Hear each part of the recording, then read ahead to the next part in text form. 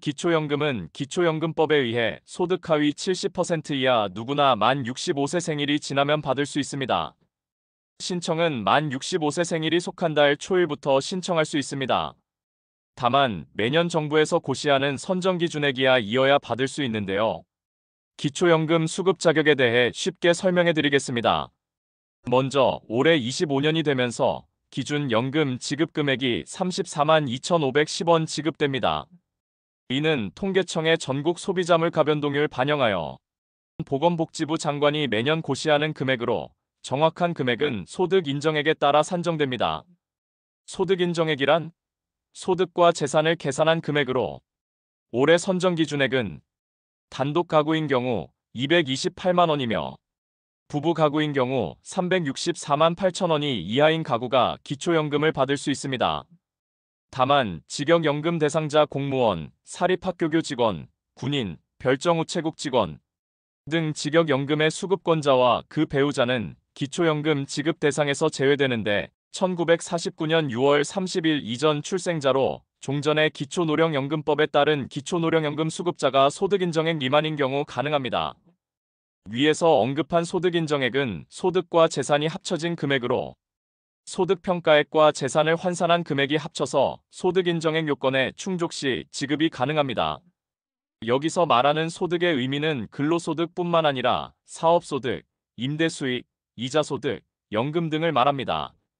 본인 또는 배우자가 일을 하면 못 받을까요? 아닙니다. 국가와 지방자치단체는 기초연금을 받으면서 근로이용 및 저축 요인이 저하되지 아니하도록 하게 되어 있습니다. 따라서 근로소득에서 일부 공제를 해줍니다. 25년 기준 근로소득이 112만 원 공제가 되고 추가 30% 공제가 됩니다. 예로 단독 가구의 상시 근로소득이 월 150만 원인 경우 근로소득 산정금액은 26만 6천 원으로 계산됩니다.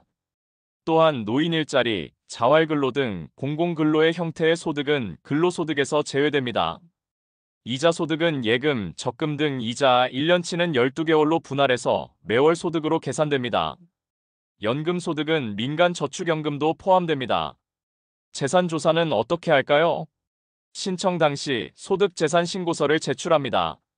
여기에는 자세히 적지 않더라도 금융정보 제공 동의를 통해 본인 및 배우자의 소득, 일반재산, 금융재산 등을 전산을 통해 조회된 공적자료를 조사합니다. 이때 배우자는 연령에 관계없이 조사 대상이며 사실혼인 경우에도 배우자 포함합니다. 그렇다면 재산 산정은 어떻게 하나요?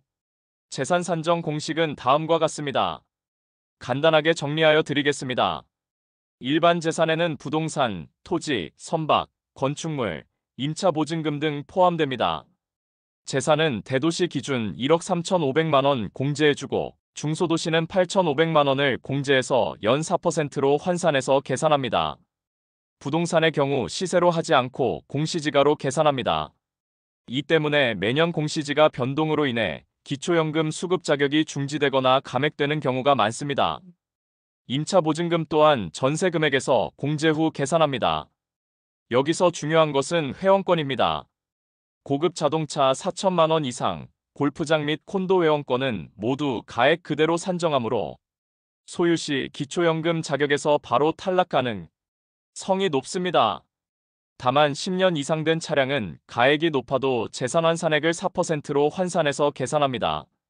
금융재산은 2천만 원 공제하여 전액 계산합니다.